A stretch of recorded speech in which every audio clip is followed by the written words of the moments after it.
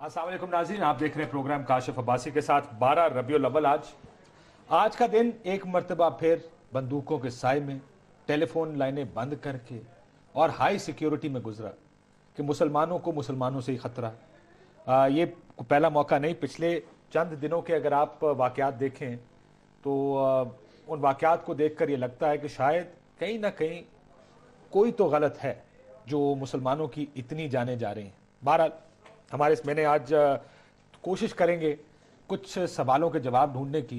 हज्जतुल वदा का खुतबा भी हुज़ूर पाक सल्लल्लाहु अलैहि वसल्लम का मैं कोशिश करूंगा, उनमें से 3-4 नुकात ऐसे हैं जिसके ऊपर थोड़ी सी तफसील जाने अपने उलमा हज़रात से कि उनका इन पर क्या ख्याल है।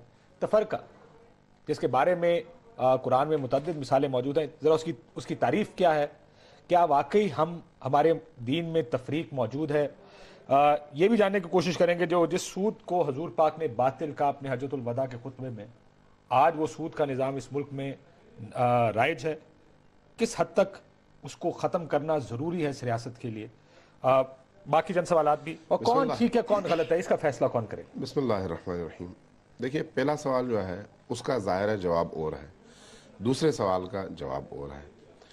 वो कौन लोग हैं जिनसे मुसलमानों ही को ख़तरा है? मेरा ख्याल है वो लोग नहीं हैं, जहालत है। वो माइंड सेट है जिसमें जहालत ही की वजह से वो माइंड सेट जन्म ले चुका है, और उसकी वजह से अब पाकिस्तान का अमन भी ख़तरे में है, पाकिस्तान के अवाम भी ख़तरे में है, और पाकिस्तान की बका भी ख़तरे में है। मुश्किल ये है कि हमने दूसरों को एक्सेप्ट करना और कबूल करना सीखा नहीं। हम उस नहज पर पहुंच गए कि भाई अगर मैं किसी चीज़ को दुरुस्त मानूं तो वही चीज़ मैं बंदूक की नाल के ज़ोर पर दूसरों से भी मनवा लूं, और अगर दूसरा ना माने तो उसका खून मुझ पर मुबाह हो जाए। मैं अगर इस नतीजे पर पहुंचने के बाद अपने दीन को अपने लिए हुज्जत मानूंगा तो फिर यकीनी तौर पर मैं ही मुसलमानों का कातिल ठहरूंगा। इस वो जो सूरत हाल आप देखते हैं, चाहे वो मुहर्रम हो, चाहे वो रबीउल अव्वल हो, चाहे वो रमज़ान मुबारक हो, हत्ता रमज़ान मुबारक में भी ऐसे वाक़यात होते रहे हैं। इसमें वही माइंड सेट काम करता है, और उसका न कोई फ़िरका है न कोई मजहब है, वो खुद एक माइंड सेट है जिसकी बुनियाद असलहा है, जिसकी बुनियाद जहालत है।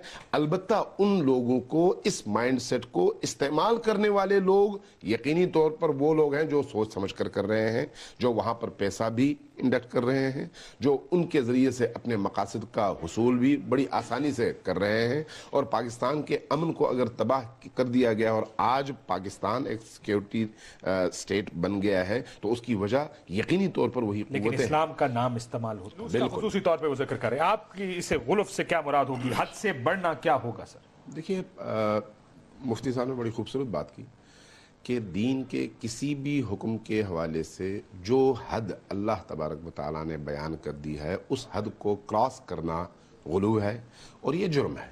ठीक, इसमें किसी इख्तलाफ की कोई गुंजाइश है ही नहीं। जहाँ तक जश्न की बात है, अगर आप रसूल करीम की विलादत बासआदत के अय्याम में जश्न मनाते हैं तो इस जश्न का मतलब है खुशियाँ मनाना।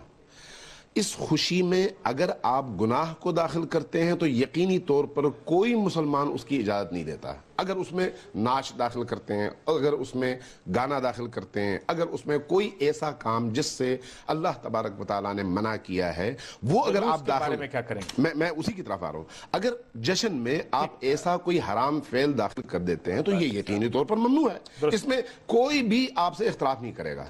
लेकिन अगर आप जुलूस निकालते हैं, आप अगर हरी झंडियां हाथ में लेते हैं, आप अगर दुरूद शरीफ पढ़ते हैं, आप अगर नातें पढ़ते हैं, आप अगर लोगों को सजाकर, बच्चों को सजाकर या रसूलुल्लाह के उन्वान से नारे लगाते हुए आप गलियों में आते हैं, बाजारों में आते हैं, खुशी का इजहार करते हैं, लोगों के अंदर मोहब्बत नबी को बढ़ाते हैं, रसूल करीम से अकीदत में इजाफा करते हैं, तो इसमें यकीनी तौर पर न गुलू है, न इसमें किसी हराम काम का इर्तिकाब है, बल्कि इसके जरिए से आप नबी करीम की मोहब्बत में इजाफा कर रहे हैं और कोई हराम काम भी अंजाम नहीं दे रहे, तो ये इबादत है और इसलिए इस पर किसी तरह की कोई पाबंदी नहीं है। जहां तक मुफ्ती साहब ने अच्छी बात की कि इस तरह के मामलात में बाद औक़ात होता ही है, इस तरह के मामलात में बाद औक़ात जो है बाज़ लोगों को तकलीफ भी होती है, लेकिन आपको جب بھی کوئی اس طرح کا کام کرتے ہیں آپ کو منفعت عامہ دیکھنا پڑتا ہے.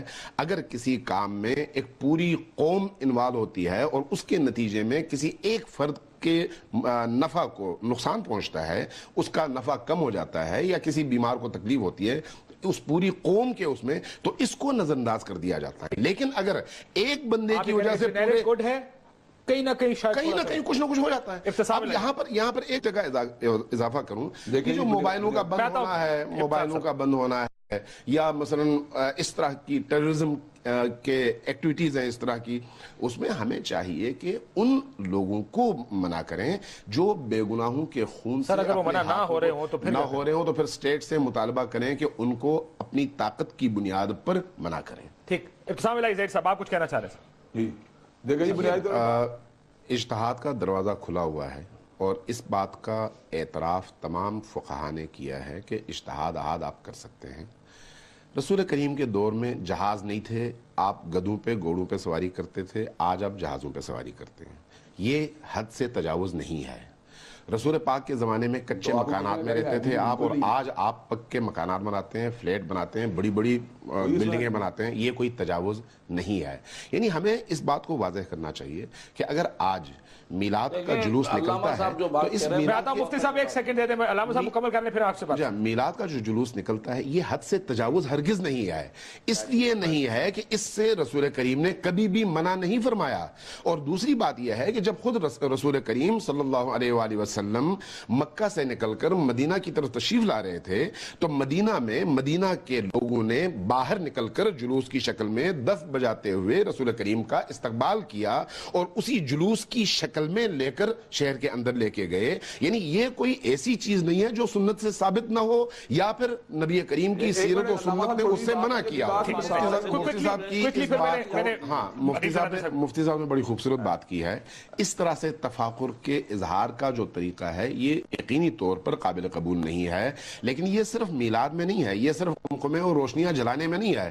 آپ قربانی کے موسم میں دیکھیں کیا ہوتا ہے, لوگ قربانی کا بکرا جو کہ سنت نبی ہے اس کی ادائیگی میں بھی اسی طرح کے تفاخر کا سہارا لیتے ہیں, اور ایک دوسرے سے بڑھ چڑھ کر ثابت کرنے کی کوشش کرتے ہیں کہ ہم نے بہت بڑی قربانی دی ہے. یہ ہے بیماری ہمارے معاشرے میں. اس بیماری کو دور کرنا چاہیے, دکھاوے کو ختم کرنا چاہیے. لیکن اظہار محبت کے اگر نئے طریقے آتے ہیں تو ان طریقوں پر چونکہ شریعت نے پابندی نہیں لگائی, اس لیے ہم بھی پابندی نہ لگائیں.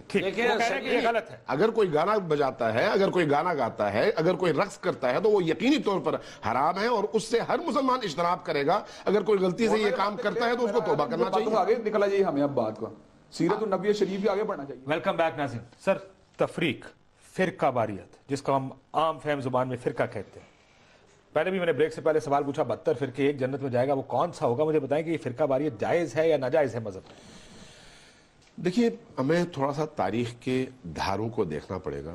رسول کریم صلی اللہ علیہ وآلہ وسلم کے اپنے دور میں صحابہ کرام نے دین اگر لیا ہے تو نبی کریم سے لیا اور قرآن کریم سے لیا. جو چیزیں نبی کریم نے فرمائیں اس کے حوالے سے صحابہ کے اپنے فہم میں اختلاف تھا. ایک بات نبی کریم نے فرمائی, ایک صحابی اس میں سے کچھ سمجھا اور دوسرا کچھ اور سمجھا.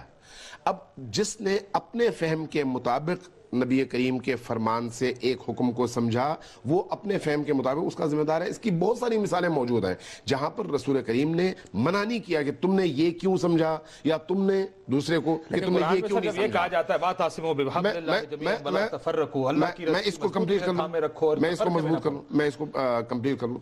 فہم کے اختلاف کو تفرقہ نہیں کہتے. جو بنیادی طور پر ہمارے فقہا کے درمیان اختلاف پیدا ہوتا ہے وہ حدیث اور قرآن سے کسی مسئلے کے استخراج اور استنباط میں فہم کا اختلاف ہے. اس فہم کے اختلاف کو اجتہاد کہتے ہیں. اس پر کوئی پابندی نہیں ہے. لیکن اگر اسی اجتہاد کو, اسی استنباط کو آپ اگر دوسروں کی تذلیل, توہین اور تکفیر کا ذریعہ بنائیں تو یہ فرقہ پرستی ہے. لہذا دونوں کے درمیان فرق ہے. اب جب آپ اس آیت کا سہارا لیں